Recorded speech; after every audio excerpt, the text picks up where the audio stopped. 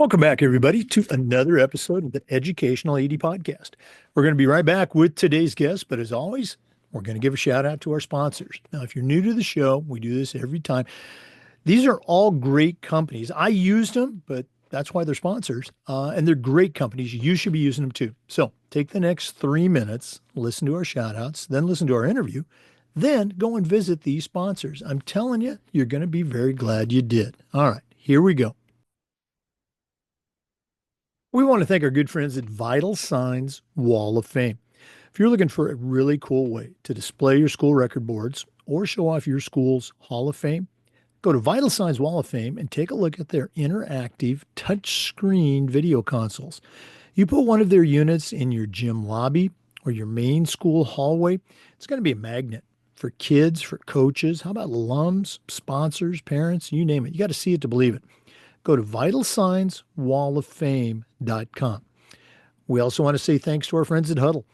As a football coach, I used Huddle for years, but when I became an athletic director, I made sure that our school was a Huddle school. And our coaches just loved the tools that Huddle provided. Kids loved the videos, and our parents loved the streaming, but there's so much more. Go to huddle.com, join the 8 million users, turn your school into a Huddle school. We also want to say thanks to Sideline Interactive, indoor score tables, and video boards. Go to sidelineinteractive.com and schedule a live web demo to see their products in action. Probably one of the best purchases I ever made was our Sideline Interactive indoor score table. Go to sidelineinteractive.com and check out their great products. We also want to say thanks to Snap Mobile. Have you ever spent weeks and weeks with a fundraiser and been disappointed in the results? Well, those days are gone. Go to snapraise.com. We used it at our school with our teams and had great success, and you will too. Go to snapraise.com. Check out their other great platforms. But if you're looking for a fundraiser, you just found it, and it's Snap Raise. We also want to say thank you to Gipper. You know, your kids are on social media, and if they're not seeing content that celebrates their accomplishments and promotes your program, you're missing out on a great opportunity. Go to Gipper.com. Their team will have you creating world-class content in seconds. It's Gipper.com. It's so easy, even I can do it. Go to Gipper.com. We also want to thank Home Campus. Home Campus is a platform you're going to use every single day, whether it's scheduling or rosters, results. For me, the athletic eligibility and clearance platform is the gold standard. You really should check it out. Go to homecampus.com. They can get you set up through your state or just as an individual school. You're really going to love it. That's homecampus.com. We also want to thank Ohio University and their online masters in athletic administration. My assistant athletic director, along with thousands of others, got his master's through the Ohio program, and it was great. Very affordable, just 20 months, totally online. And you also get 11 NIAAA leadership training courses at no extra charge. Check out Ohio University and their online masters in athletic administration. We want to thank our good friends at Hometown.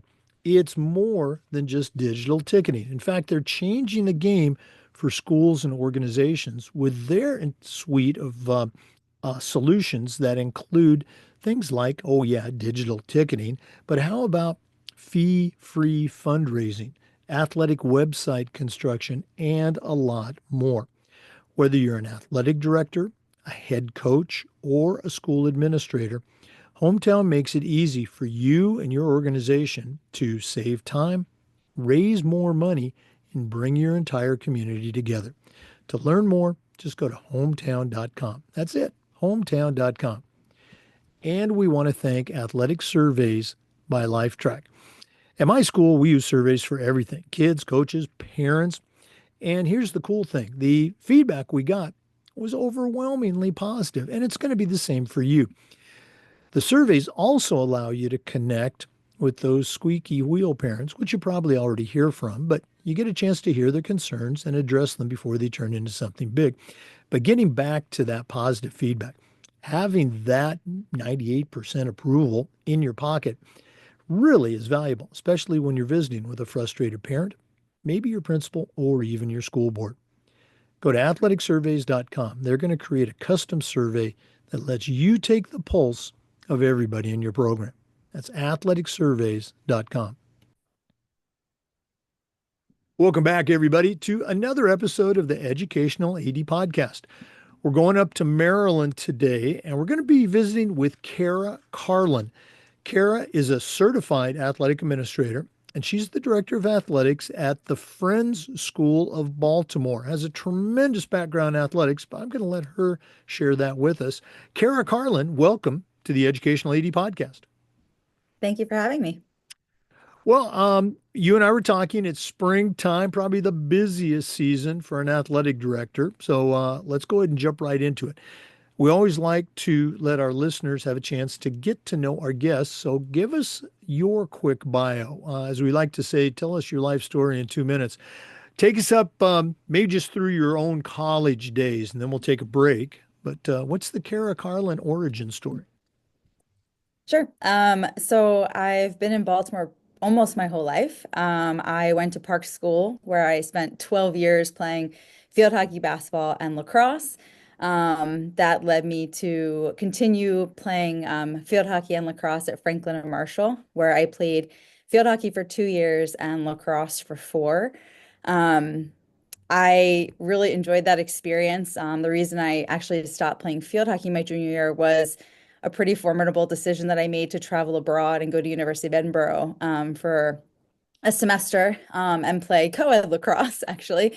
And that sort of led me into being really interested in kind of a global perspective on education and just sort of seeing the bigger picture outside of Baltimore, which was really helpful for me. Oh, well, I want to talk about that Edinburgh experience later because I've been there many times, just love it. Let's go all the way back to, growing up, the neighborhood, youth sports, lacrosse, and I'm going to guess field hockey. Field hockey's not that big in Florida, but I know it is in your area. Um, were there community programs, youth programs? What are your memories of that time of your life? Yeah, it's funny. I feel like when I was younger, it was a little bit more about playing Little League softball than anything else. I didn't have a ton of opportunities to play youth field hockey or basketball or lacrosse outside of my opportunities at Park. But I did get a little involved kind of later in life with like Kelly Post or Lutherville Timonium Rec. So I think when I was younger, it wasn't the rec councils weren't as big, the club teams weren't as big, but in the past, 15 to 20 years, they've really grown, and there's a ton of opportunities for kids as they're growing up to play sports outside of their school. I'm curious, you mentioned you made the decision to, kind of focus on lacrosse. Did that have its roots back in high school or, share that part of your experience with us? So I really loved field hockey and lacrosse. Basketball was kind of my sport. I played in the middle to stay in shape and get good defensive skills for lacrosse. But um, I had to make a decision in college which sport I was gonna put aside for a semester. And at the time, lacrosse was sort of where I was shining a little bit more than field hockey. So I chose to go abroad in the fall, miss my junior year of field hockey at F&M. Had every intention of going back senior year and playing field hockey and lacrosse again. When I got back, we had a new coach. And as a senior in college, it just didn't appeal to me to kind of prove myself again. So I ended up just sort of helping run the fall lacrosse season for my coach and then just playing spring ball lacrosse.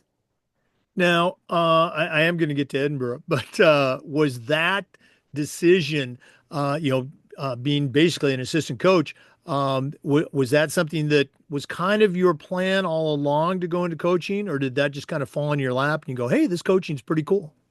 Yeah, absolutely not. I was a business major. I was going to be an accountant. So when I graduated F&M, I applied for jobs, in all the business areas you can think of, Merrill Lynch and all these financial institutions and accounting and all that good stuff. And then I applied to a couple coaching positions. And I had a hard conversation with my parents why I was going to decide to go into coaching, take a very significant pay cut in the offers that were given to me after I graduated. But at the time, I wasn't ready to stop playing and competing and being a part of that world. And I was afraid if I took time off and went into the business world, I would never go back to it. So I really was in my mind just going for a couple years to boat in, have a great experience coaching, and then I'd end up in the business world. But I didn't, obviously. I fell in love with it and it became my path. So it was not my intention when I was at F&M to continue, but it was too hard to let go of, that formidable experience that I had in college. So yeah. Oh no, absolutely. It's so common. The expression I like to use is, once you drink the Kool-Aid, you're hooked. You're in there. All right, let's go and talk about your experience in Edinburgh, both from a player, the lacrosse experience, and also let's talk a little bit about the culture. What sticks out for you now after a few years ago? So I think my first thought when I traveled abroad was I didn't speak another language well enough to be in an immersive language experience. So it had to be somewhere English speaking. Scotland stood out to me. It just seemed like a very cool opportunity to be somewhere and just experience a very different culture. I would say I was looking into both Scotland and I was looking into Australia at the time, but wanted to be close enough that if I needed to come home for any reason, it wasn't a huge burden on my family. So I chose Edinburgh, and I did go out for field hockey club tryouts the same day that I went out for co-ed lacrosse tryouts. And I was not aware of what the field hockey tryout situation would look like with 200 people and numbers on their back. And it was very intense. And I was abroad and I was a junior in college and went across the way to the lacrosse field, which was co-ed. Everyone was laughing, having a good time. It was really fun. It was like 20 people. So I definitely chose the easier athletic route. I also wanted to be able to travel while I was there. And field hockey was, as you know, a 6 day a week commitment. And I really needed to be able to get on a plane or get on a train and just go to a different part of the world at the drop of a hat. So I did choose lacrosse just because it was a little more casual in that setting. Now, you mentioned you wanted to go to a place where they spoke English. Now, having been to Scotland many times, sometimes it feels like, what did you say? But no, very cool. And again, for our listeners, if you haven't been abroad, many countries, and certainly Scotland is true, they take their sports very seriously over there. So it's maybe a little bit surprising for me that the lacrosse was a little more rec oriented, but I'm sure they had some competitive moments, right? They did. They did. Going back to what you said earlier, it does bring back a memory I had from my business law class. I had a professor who I would say 2 weeks into the class, I was wondering if it was English. I had to go up to him and say, "You need to write a little bit on the board." And he laughed at me in his kilt and his, really strong Scottish accent. He's like, "Oh, I totally understand." And he would write just a few keywords to bring me back to sort of hearing what he was saying. But yes, I do think that the difference in field hockey and lacrosse over there was just so drastic. I would say it's probably come a little closer to being similar now, but at the time, lacrosse was definitely more rec and casual than field hockey. Right. Oh yeah. Just you bringing back all kinds of memories for me too. Let's go and take our first break. For our listeners, our guest today is Kara Carlin. She's a certified athletic administrator and she's the director of athletics at the Friends School of Baltimore. Let's take that break, but we're coming back with more. This is the Educational AD Podcast. We'd like to say thank you to our good friends at Vital Signs Wall of Fame. If you're looking for a really cool way to display your school record boards or show off your school's Hall of Fame, go to Vital Signs Wall of Fame and check out their interactive touch screen. That's right, touch screen video consoles.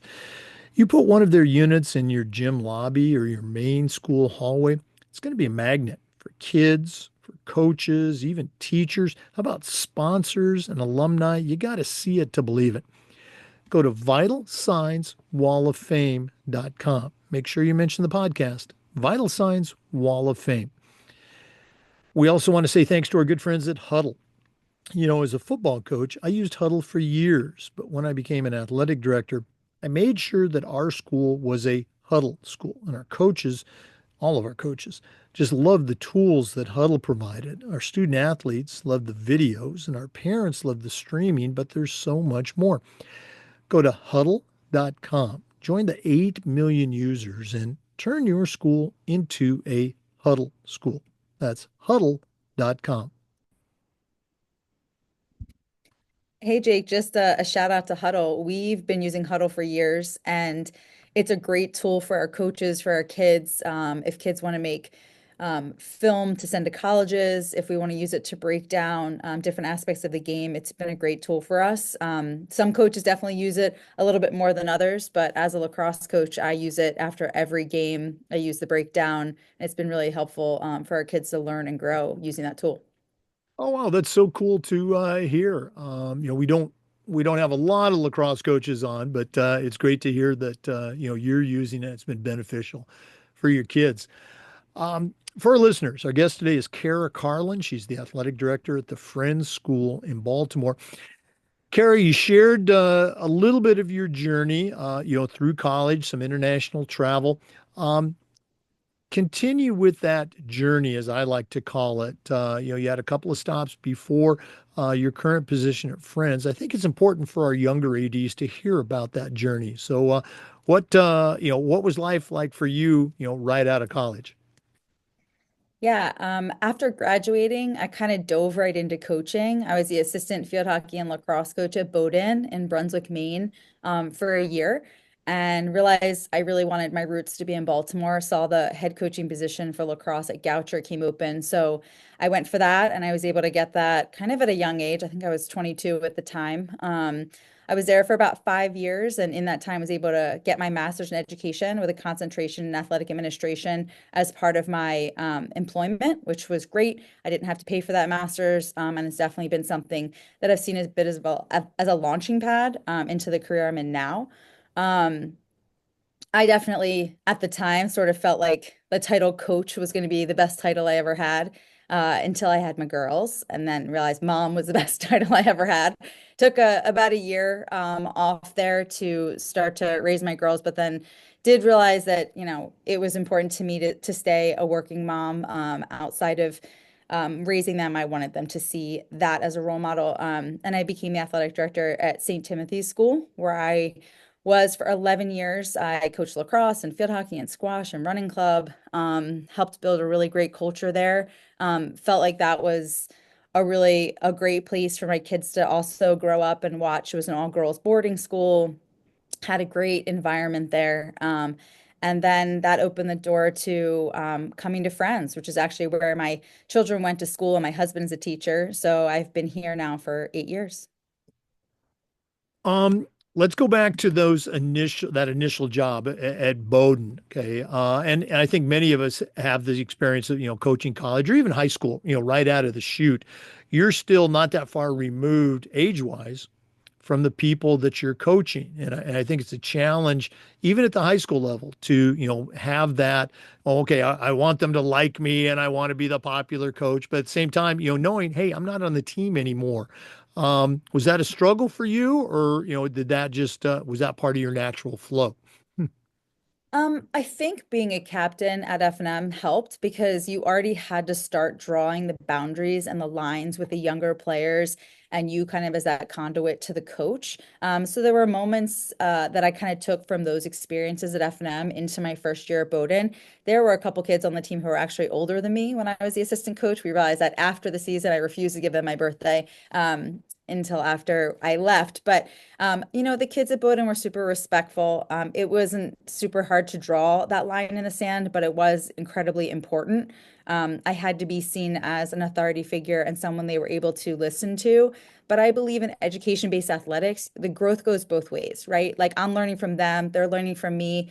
You don't want to make it so challenging to have those, you know, conversations that you feel like you can't because you're younger. But it's just how you have them and how you conduct yourself in those moments where they're college age, you're pretty much college age, and you just have to know what you can and cannot share with them and how you handle those moments. I think the kids at Bowdoin made it easy. Looking back at, your time before you came to Friends, you mentioned, you were a young mother, and you wanted, but at the same time you had the career thing. We talk about balancing work and life, and it's never a balance, because if it is, you're going to get fired. You got to spend your time on the job. Um, was your school, and I'm not trying to get you to throw anybody under the bus here, but was the school supportive of you trying to achieve that the balance that you wanted between home and work? I would say the first year that I was at St. Tim's was quite challenging for me because I always felt like I couldn't give 100% to anything. So I think emotionally that was, draining for that first year. I think after that, my husband and I sat down and we sort of talked about how to find the balance. He used to coach because he's a teacher and he stopped coaching so he could get the girls a little bit earlier. And I think there was definitely a time to acclimate and figure out how to make it work. It was not easy right off the bat. My girls were really little when I took that job. But I think it was more me than the school making it challenging. I think they were happy with what I was able to do and how I was able to conduct myself. But I think I expected more of myself in like every aspect. So I think the school was great, and that's why I stayed for 11 years. But I think that it is hard when you're a college athlete and you're used to giving, everything you have into everything you do, and then being pulled in a lot of directions and a lot of important directions, like having to choose, am I going to be at that field during a lightning storm and calling the game, or am I home because my kid has 102? Like, there's no right answer in that moment. You just have to sort of figure it out. And it's sort of trial by fire. Yeah. No, you're absolutely right. My wife was also a career coach, and I remember at one of our stops, our oldest daughter, actually our son had just been born. Our oldest daughter was like a year and a half, and as soon as school got out, I drove over to the family who was taking care of both of them, picked my daughter up. I literally put her in my backpack and coach football practice for the next 2 hours, with my daughter on my back. She's even in the team picture that way. But you do what you got to do, and you're absolutely right. Let's go ahead and I guess fast forward a little bit. You're a coach, you're a teacher, you're working in a boarding environment, but you became an athletic director. Was that an all of a sudden, or was that just a gradual thing that happened? Um, so when I was coaching at Goucher and I got my degree in athletic administration, I think the thought was always to end up as an athletic director or some administrative role in an athletic, whether it was at collegiate or high school. I didn't really have that decided.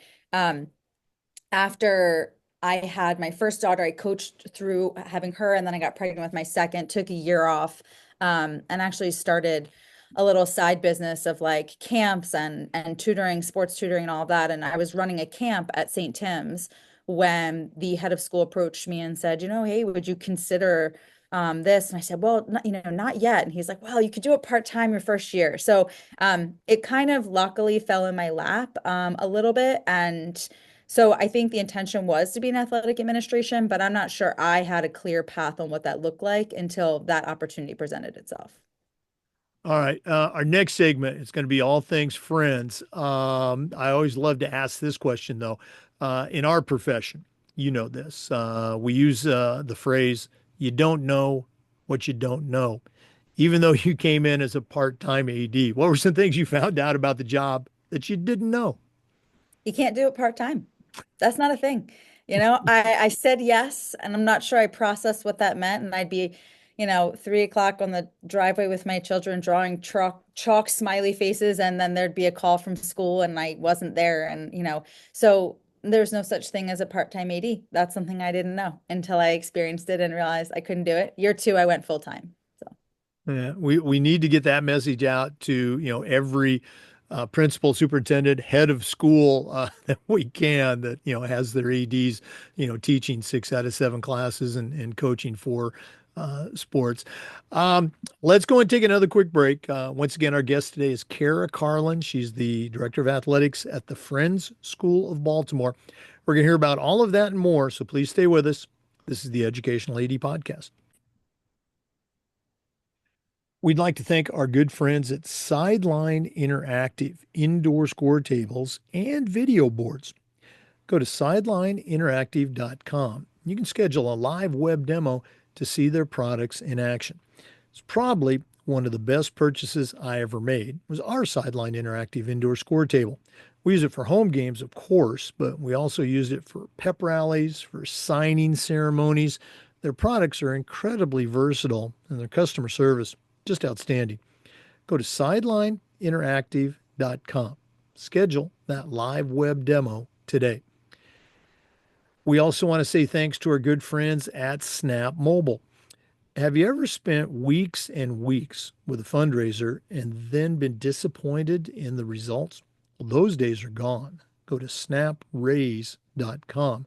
We used it at our school with our teams and had great success. Coaches loved it, parents loved it. I'm telling you, it works.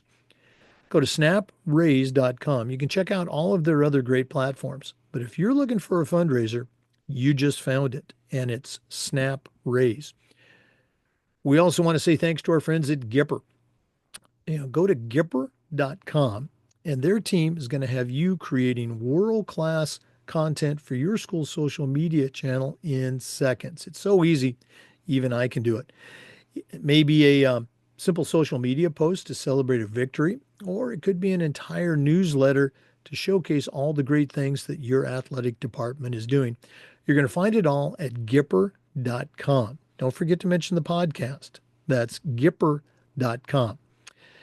And we want to say thanks to Home Campus. Home Campus is a platform that you're going to use every single day. Things like scheduling, rosters, results. For me, the athletic clearance and eligibility platform alone is the gold standard. To find out more, just go to homecampus.com. That's it, homecampus.com. And don't forget to mention the podcast.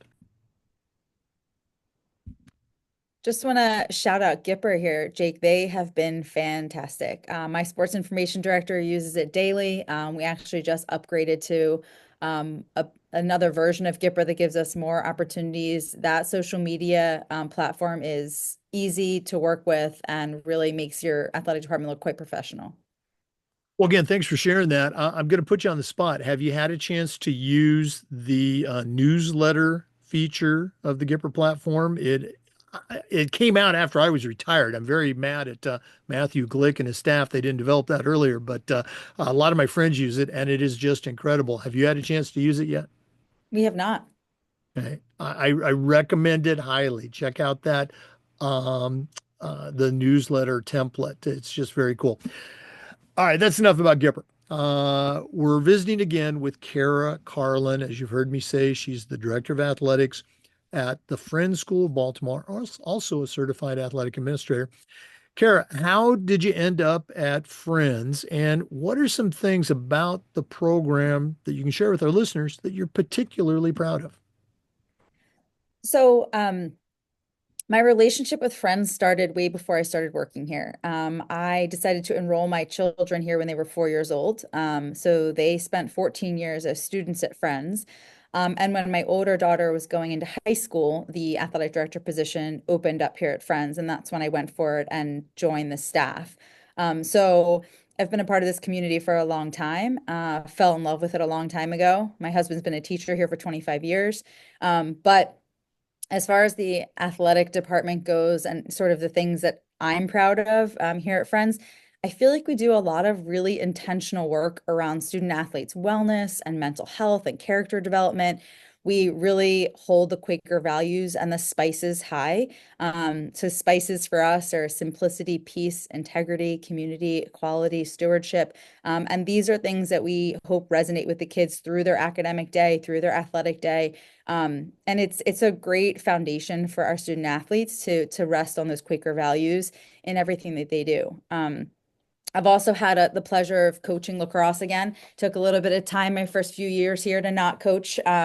Missed it so much I came back to it. So that's been an absolute pleasure. It's sort of where it all began was coaching. So it's also, I think, helpful for my coaches to see me coaching. I think when you have a foot in the door, it's easier to give empathetic advice to the coaches that are on the staff. So that's been really great. Something that we were able to do recently, I talked earlier about my love for sort of the global perspective. 2 summers ago, the summer of 23, I was able to take a group of 18 students to New Zealand to the Women's World Cup. And my head of school came as a co-chaperone. So we got to sort of experience sports at a much bigger scale. Had the pleasure of seeing three different games, got to see the US and New Zealand and Norway and Vietnam and Switzerland play, and visit really exciting places in New Zealand like Auckland, Rotorua, Hamilton, Sanctuary Mountain, geothermal parks. It was great. So it was just a neat way to bring two of my loves together, sports and international travel. So that was really a great experience that Friends afforded me. Oh, absolutely. What an incredible experience. Again, you're making me very jealous. Um, Looking at your program at the Friends School, how many of your teachers, excuse me, how many of your coaches are also teachers or work on campus? That's a drum I like to beat. I've had some great community coaches, walk-on coaches that didn't teach in my programs before, but I think we all would love to see many more of our coaches in the building. What's the percentage for you? I would say in our middle school, I would say 90% of our coaches are teachers. In our upper school, I'd say that number diminishes significantly to maybe 50% or 40%. But I like to bring the alumni into that fold. So we also have quite a number of alumni coaches, which it's almost as good as a teacher coach. They've Yep. played here, they get our Quaker values, they get what it means to be an athlete here at Friends. So at this moment, I believe I have almost 20 alumni coaches, which is a huge, I kind of add that to the teacher coaches as a great thing to push forward for us.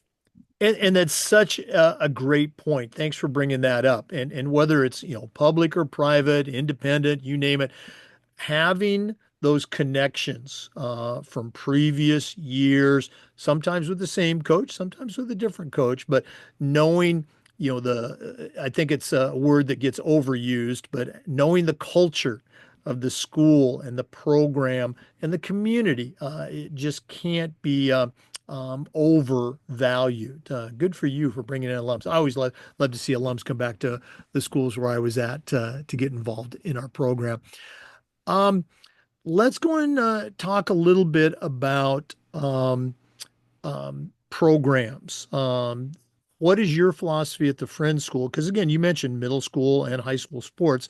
Do you have your head coaches as kind of a program director? Are they in charge of varsity, JV, and middle school? Or is it, let's say, a looser connection? Yeah, we bring in a program coordinator of every program, and it's typically the varsity head coach. And they're meant to oversee sixth grade through 12th grade philosophically, culturally. Is there certain defensive sets they want kids to learn at the younger ages, defensive footwork, ball control, language, lingo, all of that. So they're meant to see it as a program coordinator position. I would say just like in any setting, some coaches do a better job of that than others. I would say if they are teacher coaches and they're here and they're able to see those middle schoolers and go to the play and go to the musical and get to know them, it's better than when they come in the afternoons and expect them to be overseeing that middle school program as well. But we do consider our varsity head coaches program coordinators, and we go over what that means and what that's meant to look like. As a school that's K through 12, we're always talking about retention, right? Like, how do you get a kid that is in eighth grade to get excited about playing in ninth grade and not looking elsewhere? And that's a lot about that program coordinator having a role with those sixth, seventh, and eighth graders, and not just saying, okay, well, when they get to me in ninth, now I'll start coaching them. So we do have an expectation that that is upheld here at Friends. Right. And I would share with our middle school coaches and our varsity coaches that at the middle school level, yeah, we want to win, but here's the number one thing I'm going to be looking for. I want to hear the kids saying at the end of the season, boy, I wish we had three more games. Or boy, I can't wait till I get to high school and play for Coach Jones or Coach Smith. That's what we want to hear. And that's how you as a coach are going to help, ensure that you have successful seasons and turnouts and things like that. Let's go and shift gears real quick at a, again, private school, independent school, faith-based school. Occasionally, athletic directors and coaches run across entitled parents Okay. Is that a thing at the Friends School, or have you found the magic solution for working with or preventing entitled parents? I would say that in my time here, like I said, I was a parent before I worked here, right? So I have a perspective on the parent culture. It's a pretty involved, but not helicopter style parent involvement here. I think that parents want the best for their kids. They do want to see those Quaker values resonate through the athletic afternoon and not, no cold turkey at 3:30 that all of a sudden a coach comes in and it's really there's a lot of yelling from the sideline and not a lot of inquiry allowed and a lot of self-advocating. Like we've got to make sure when I bring coaches in that they're going to be coaching Quakerly. And that's something that we push anytime we talk to our families and our coaches, that the culture here needs to be something that feels inclusive. And that, winning is a great goal, but it's not the only goal. And like you said earlier, like you want the kid that says, I wish the season were another month. I wish we had three more games. I can't wait to play for that coach in the upper school. All those things that keep the kids engaged and excited keeps the parents on the sidelines cheering words of encouragement. So if your coaches are doing their jobs, the parents don't have to be super involved. They get to just enjoy their kids' athletic growth on the field.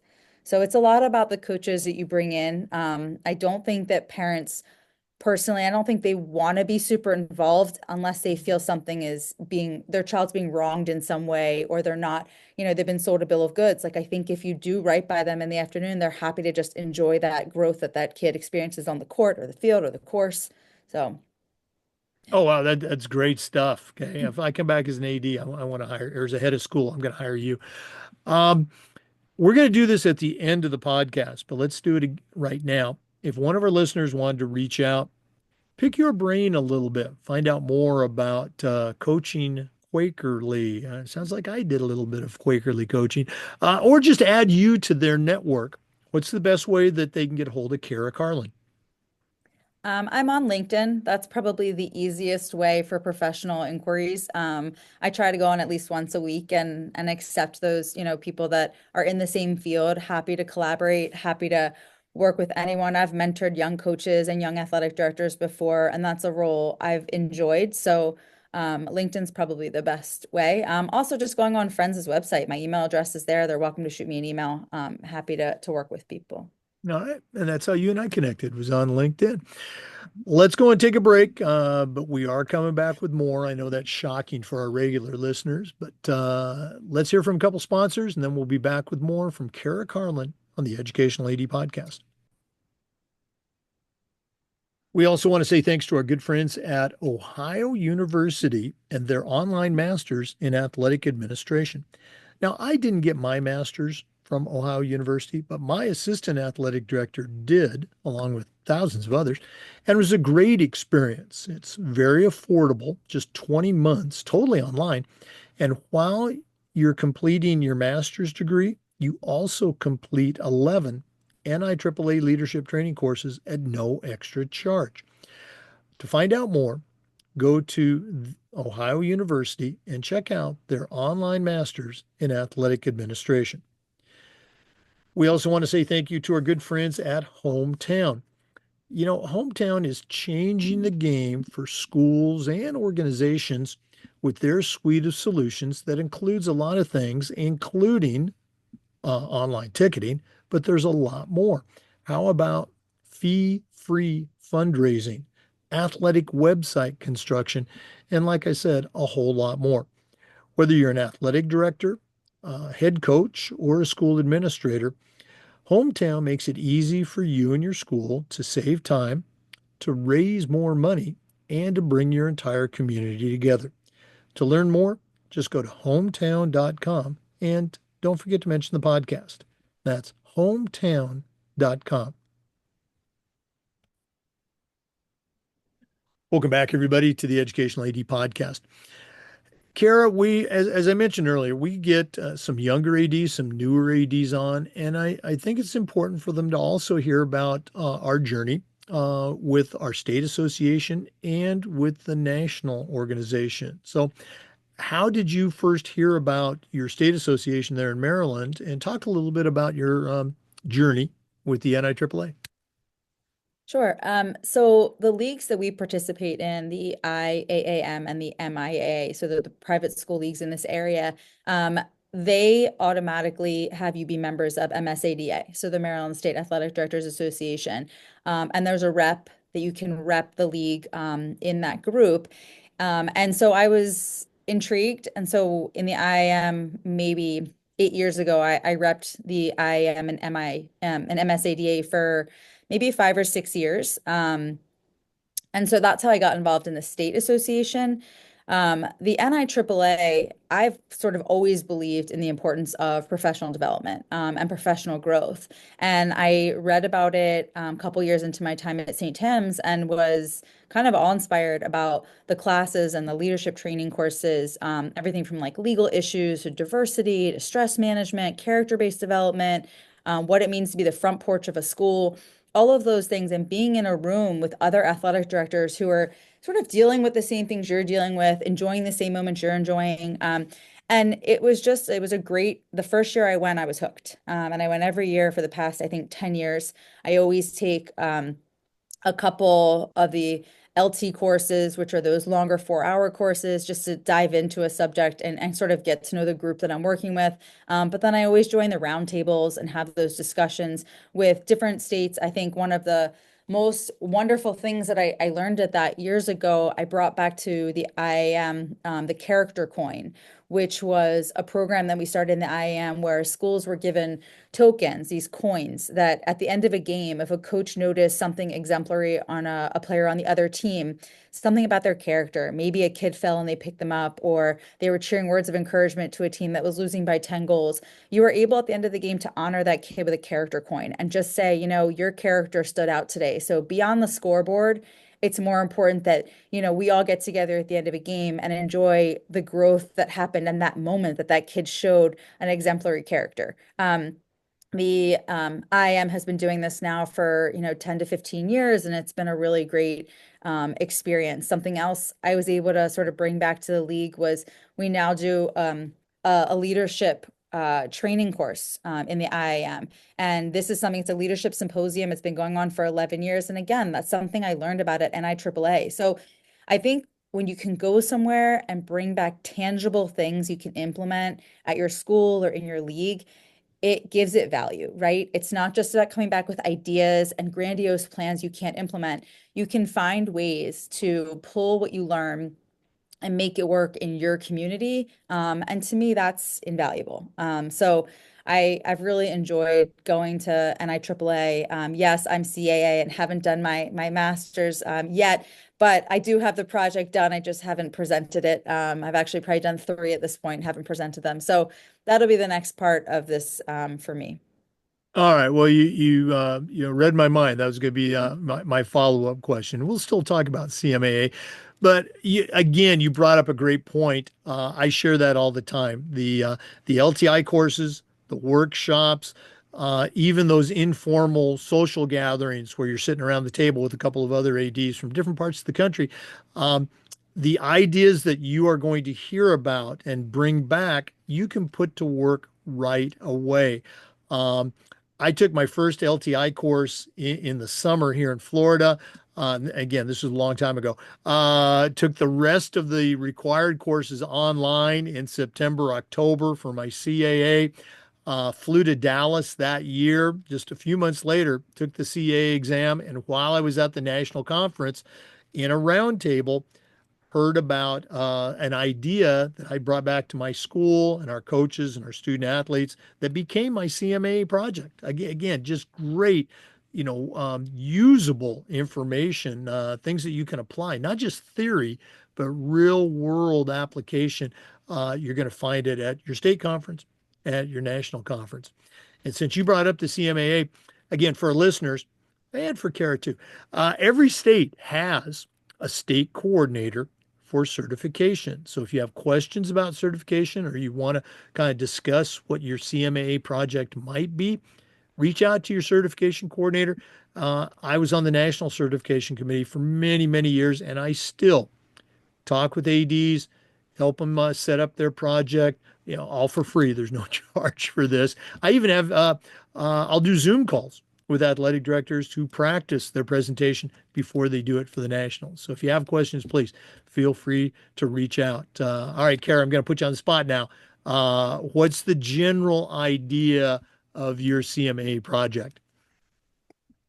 So, like I said, I've had a few, and I think because I haven't finished any of them, they are all kind of in that foundational state. But the first thing that I did was I did a questionnaire to all my coaches, sort of getting to know my coaches better, learning a little bit more about them, kind of loving them, cherishing them. Can someone juggle? Can someone coach a sport I never knew they could coach? Has someone jumped out of an airplane? And I have kids that are, enthusiasts about that. So there was a program that I had started that it was more of like a get to know your coaches and then how can you bring them into different ways to get involved in your community. So I had a lot of teacher coaches when I started and it's gone a little bit away from that. So I had a lot of coaches that were coming in at 3:30 in the afternoon. And so I created these like 5 different committees they could be on. And one was like a hiring committee. Like, do you want to help me hire the next group of coaches? One was an admissions committee. One was a community service committee. One was a DEI committee. Like, what do you want to get involved in that I can help facilitate as the athletic director? Because you do have a full-time job that doesn't get you here until 3:30, but maybe there's opportunities where I can bring you into our culture and our community in a way that resonates with you. And so that was the foundation of that program. And that was the one I kind of felt the most excited about. That is a tremendous idea. I really hope you follow through with that. I would love to see that to fruition because it's something any athletic director can use. Um, Again, for our listeners, the best projects are based in something that you're already doing at your school. Maybe it's with kids or coaches or parents or facilities, but that's where those great CMA projects come from, not some, fantastic, pie in the sky sort of idea. You're already doing something that'd make a great project. So reach out to your certification coordinator in your state. Feel free to reach out to me. We'd love to help all of you bring that project to fruition. Well, Kara, this has just been so cool getting to know you, finding out more about the Friends School, but we're not done yet. We always wrap up with the athletic director's toolbox. Now, you've already shown that you know your way around the world of athletics, but we're going to take our final break, hear from Athletic Surveys, who sponsored this segment. And when we come back, I'm going to challenge you to send out a brand new AD on their very first job. But I'm only going to let you put 3 items in the toolbox. So let's take that break. And when we come back, we're going to see what Kara Carlin puts in her new athletic director toolbox. We want to thank Athletic Surveys for sponsoring the AD Toolbox segment. Athletic directors already get feedback, but a lot of times it's from a very small group that just wants to complain. Athletic Surveys is going to connect you to that group so you can hear their concerns and hopefully address them before they turn into something big. But they're also going to connect you to the 98% of your stakeholders that support your program. And having that feedback in your toolbox is incredibly valuable, especially when you're visiting with that frustrated parent, maybe your principal, or even your school board. Go to athleticsurveys.com. They're going to create a custom survey that lets you take the pulse of everybody in your program. That's athleticsurveys.com. And don't forget to mention the podcast. Well, it's that time of the podcast. We've been visiting today with Kara Carlin, a certified athletic administrator and the director of athletics at the Friends School of Baltimore. Has a tremendous background in athletics and leadership. But right now, I'm going to challenge her to send out a brand new AD on their very first job. But I'm only going to let her put 3 things in the toolbox. So, Kara, what 3 items are going to go into your new athletic director toolbox? So I would say number one is that relationships are everything. You have to build trust with your coaches, your students, your families. Um, People aren't going to remember the wins and losses, but they're going to remember how you make them feel. So if you can make them feel a part of things, included, listened to, loved, respected, that's going to take you forever to, that's the history that you're going to leave. That's a legacy you're going to leave. Um, I think the second thing is be a lifelong learner. Like take LTC courses, listen to webinars, like, go on podcasts like this. This is out of my comfort zone, but I did this today because part of education-based athletics is getting out of your comfort zone and doing things that challenge you, right? That make you feel a little uncomfortable so you can grow and you can learn. Um, and then obviously just stay centered on your why. Like this job can get really overwhelming. And there's times where you're going to question why you're doing it. But you're there for the students, you're there for their well-being. You're there to make sure that they stay grounded and they're motivated and they keep learning and growing. And just remember why you're doing this job. And that should keep you wanting to do it for a lot longer. Boy, great advice. And again, I love it when, people combine, the relationship aspect, with that why, because they're so, interrelated. Very cool. Thanks again for sharing with our listeners. One more time, if one of our listeners wanted to reach out and add you to their network and pick your brain a little bit, what's the best way that they can get a hold of you? I would say initial connections on LinkedIn are great, and then follow-up conversations on email. I'm always happy to get on a Zoom or communicate with someone on email just to help, and even just to work together and collaborate. Like I'm not the expert, and I hope that everyone's willing to kind of learn and grow from someone that's been doing it a year, someone that's been doing it 20 years. My lifelong mentor at McDonough is about to retire. I plan to keep Mickey Deegan on my speed dial. So I think you want to find the people that resonate with you, and stick with that. So if someone heard something they like today and want to connect, I'm happy to do that. Oh, absolutely. And listeners, I think you got a great resource here. Kara, thanks again for sharing with our listeners. All the best moving forward. And we're definitely going to have to get you back on the podcast. Thank you for having me.